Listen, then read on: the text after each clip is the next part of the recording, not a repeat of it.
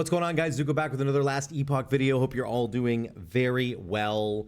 I've got another guide here that I'm going to get to about the beast mechanic in season 3 of last Epoch. If you don't know what's going on with that, I'm going to explain the whole thing right here. Just want to say, first of all, my apologies to you guys who do check out my last Epoch videos on this channel. I know I'm mostly a WoW guy, but I really love this game, and I appreciate all of you guys viewing my videos when the time comes, and I will try and be more consistent about uploading stuff for this season because I'm really into it. But I apologize for all the past seasons and the lack of uploading that I've had. But anyway, let's talk about this beast mechanic that's going on in season 3. This is the main new mechanic, and you might have seen it as you're running around in the open world. You're going to see this little claw thing come up. This is a rift that goes into a beast world. There's two types of rifts, okay? Number one, there is a green looking rift. It's a little bit greener than the gold one. And the green one just spawns a beast into the zone that you are already in, and you fight that beast and you get a bunch of resources from it. Okay, that's number one. Number two is the gold looking rift, and that's the one where when you enter it, you actually go into a little side zone, the beast area, and then you go to the very end of that beast area and you're going to fight a beast, and then you get to evolve that beast, which is super, super cool. So let me show you exactly what that looks like. So you click on these little eggs and you have a choice of evolutions. And in the early game, you really only get about 4 choices of evolutions, but as you get to early maps, which is where I'm in right now, you get about up to 6. And then I think later in the game, you can get up to even 7. Somebody correct me, you might even be able to get up to 8, but I think 7 might be the limit. The point is, every time you add an evolution to the beast, you're making it stronger, you're making it more dangerous, but you're also adding loot to it as well, which is the biggest part about it. And once you kill the final beast at the very end of all of it, you're going to get all the loot that you've gathered up over time, which is really cool. So you can see here, these are the evolutions I'm going to be adding. They add little abilities, so like a lightning thing, it's got a cyclone ability, this has got a frost breath, and then it's going to drop a corresponding reward. And again, once you're done the very end of the lineage, once you've gathered all the evolutions and you kill the final beast, you get all the items at the same time, so you don't get them right away. So this is kind of what you end up doing, and you also end up getting these crafting resources down here, which is for the vendor, and I'll talk about that in a second.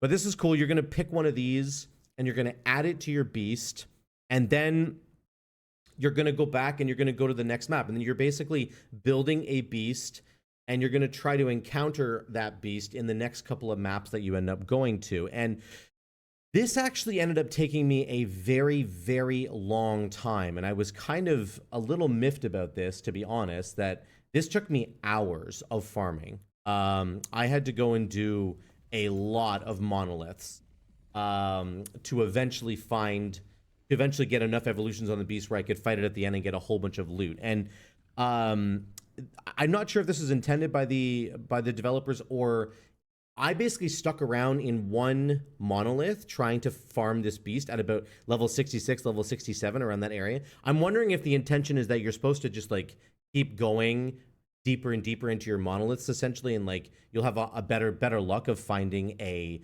beast. But the bottom line is, I kept finding the green slash marks versus the gold ones. Remember, the green one just summons a beast into your area. You can't evolve that one.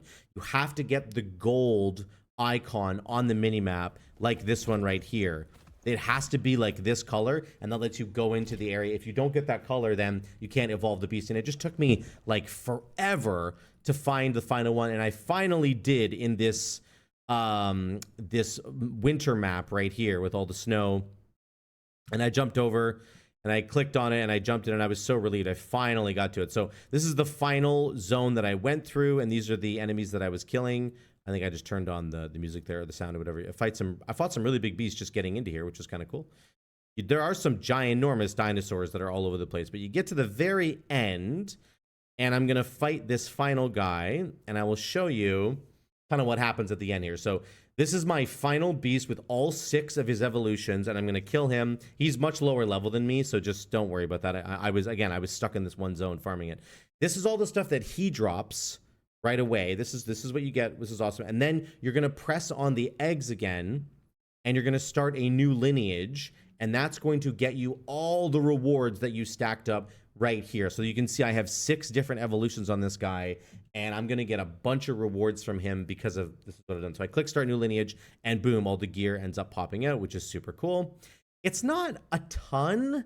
I was expecting more, to be honest, given the amount of time this took me.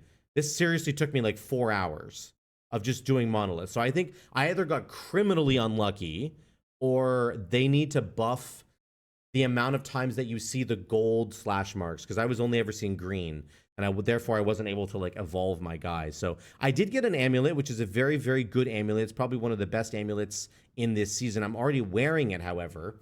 So I got an Evolution's End with 2 LP, which is super cool. The one I'm wearing right now has no LP, but it has much, much better baseline stats. Like if I put this on, I'm losing 2 to attributes, I'm losing movement speed, I'm losing all res, which is kind of annoying. I'm losing +1 to all skills. So that's a big bummer. This is almost not usable from my point of view. The 2 LP is really cool, and I can obviously slam this with Jewelra with some sort of an exalted item, but whatever, that's what you end up getting. Now, you might be asking yourself, okay, Zuko, that's cool. You run around, you do the beast, you get a bunch of resources, then you can kill the final beast, and you can get a bunch of other resources, including this unique amulet. What's the real point of this, though? The real point is actually this guy right here. So he's got a store with a bunch of what's called Primordial Uniques, and this is really the whole point of you doing this. You're gathering a bunch of beast-related resources to purchase one of these, and these are incredibly strong, okay? This one right here, +1 to fire skills, +1 to physical skills. If you have an exalted weapon in your offhand, it's 100% more effective. That's pretty wild. There's this ring right here, counts as a part of every equipped item set. This is insane. So if you have the green items, the set pieces, if you have those equipped, this counts towards the set bonus. So for example, I have the Last Bear's Fury. All I would have to do is equip this ring and one other piece of the Last Bear's Fury set, and I would have my 3 set guaranteed. So, and the ring actually encourages you to wear multiple sets. And if you did, you would get tons of attributes, resistances, +1 to all skills, and attack and cast speed. I mean, it's insanely strong if you're going to be wearing a whole bunch of different sets, which is really interesting. What you can see, though, at the bottom of the item is that it costs ancient bones. Like I said earlier, you got to farm those ancient bones. And it costs additional resources, which are all these things here. So there's a feather and a fang and a petal and a horn and a heart. You collect these as well as you're going along in your journey. You can see I have a whole bunch. I have 3 hearts and 65 fangs and yada yada. So you're going to collect all of those, and those are going to allow you to purchase these items. This is the item that I'm going to purchase right now in front of you. We're going to have fun doing this together, but this is probably the most overpowered item in the entire game, at least for melee characters, in my opinion. You're immune to blind, bleed, slow, chill, shock, and stun. That is ridiculous. Absolutely ridiculous. Not being stunned or slowed or chilled or frozen, essentially, right?